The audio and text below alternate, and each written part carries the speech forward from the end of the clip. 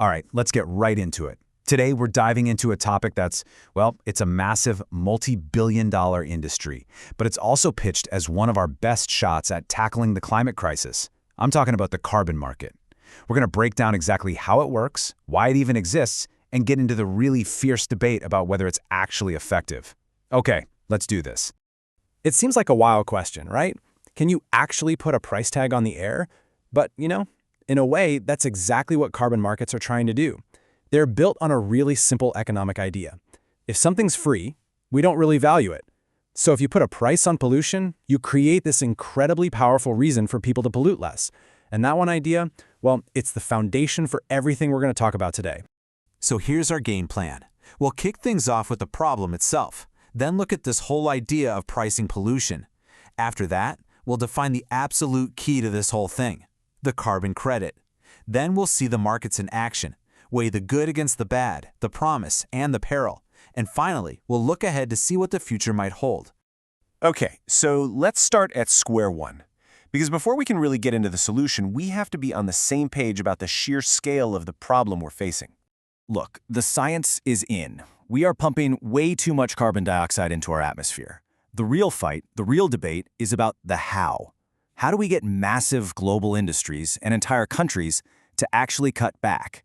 How do we make decarbonization not just something we have to do for the environment, but something that makes economic sense? That is the billion-dollar question. And this leads us directly to the core economic strategy everyone's talking about. You have to price the pollution. Pretty much all economists and policymakers agree that if you want less of something, well, you've got to make it more expensive. And when it comes to carbon, there are basically two main ways you can do that. So on one path, you have the carbon tax. It's super straightforward. For every ton of carbon you emit, you pay a fee. The government sets the price, end of story. The other path, though, is the carbon market. Here, the government doesn't set the price. It sets a limit, a cap, on the total amount of pollution allowed, and then it lets the market figure out the price. We're going to be focusing on that second path today. Right. So if you're going to have a carbon market, you need something to buy and sell. You need a currency. And in this world, the currency, the basic unit of everything, is the carbon credit. And it really is that simple. One carbon credit gives you the right to emit 1 ton of CO2. Think of it like a voucher for pollution. If you've got a credit, you're allowed to emit. If you run out of credits, you have to stop or go buy more. It's this one simple tradable unit that makes the whole market go round. So where do these things even come from? Well, they're not just printed like money. They have to be earned through real projects out in the real world. Projects that are either reducing emissions, avoiding them altogether, or literally pulling carbon out of the atmosphere. We're talking about things like planting a massive forest that soaks up CO2, or building a new wind farm so we don't have to burn coal. And this process is absolutely critical. You can't just plant a few trees and say, hey, give me my credits. You have to prove it. An independent third-party verifier has to come in and confirm that the carbon reduction is real, that you can measure it, and that it's going to last. This verification step, it's the bedrock of the whole system's integrity. Without it, the credits are worthless. Okay, so we have our currency, the verified carbon credit. Now, where do you spend it? Let's check out the actual marketplaces where these credits get bought and sold. There are really two main arenas. First up, you've got the compliance markets. Think of these as the big leagues, run by governments, like the massive system in the European Union or California's program. If you're a major polluter in a specific industry, you have to participate. It is literally the law. And then you have the voluntary markets.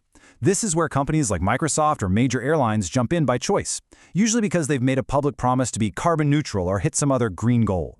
So here's a quick rundown of how a cap-and-trade system actually works. The government sets a firm limit, or cap, on total pollution for an entire industry. Then, a company that gets innovative and pollutes less than they're allowed, well, they have leftover credits they can sell. But a company that pollutes more than its share has to go buy those extra credits. The real magic, though, is that the government keeps lowering that cap over time, forcing everyone to get cleaner and more efficient whether they want to or not. But as you can probably guess, this whole system is really controversial. Is it a genuinely powerful tool for fixing our climate problem, or is it just a clever loophole, a get-out-of-jail-free card for polluters? Let's really dig into both sides of that argument. Okay, the biggest argument for carbon markets is efficiency. The market, in theory, finds the absolute cheapest way to reduce a ton of carbon, period. It also creates this amazing financial engine, funneling billions of dollars from polluters directly to green projects, things like protecting rainforests or building solar farms. And that in turn creates this huge financial incentive for innovators to come up with the next big thing in clean technology. Now, on the other hand, the criticisms are really serious. The number one fear is greenwashing, that companies just buy a bunch of cheap, low-quality credits so they can slap a green label on their product without actually changing how they do business.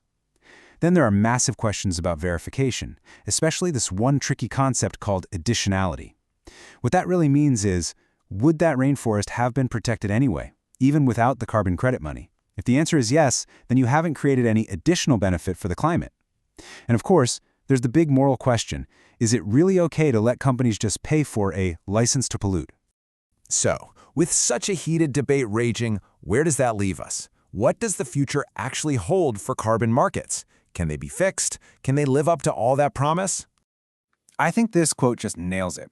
A carbon market isn't a magic wand that's going to solve climate change overnight. It's a complex, powerful tool. And like any powerful tool, it can be used well or it can be used badly. For it to actually work, the rules have to be incredibly strict, the verification has to be rock solid, and everyone involved has to be genuinely trying to cut emissions, not just find a clever way to avoid it. And this brings us to what might be the single most important takeaway from all of this. Carbon markets can't be a replacement for doing the hard work. They have to be a supplement. The idea is that a company should first do absolutely everything it can to cut its own pollution directly. And only then, for the emissions that are truly unavoidable, should it use high-quality carbon credits to offset the rest. It's got to be a both-and strategy, not either-or. So we kind of end up right where we started. Are these markets a vital, incredibly efficient tool that we absolutely need in our toolkit, or are they a dangerous distraction, something that lets us feel good while we delay the real, difficult changes we need to make? The honest answer is, they have the potential to be both. Which path they go down will depend entirely on how we choose to build them, regulate them, and use them.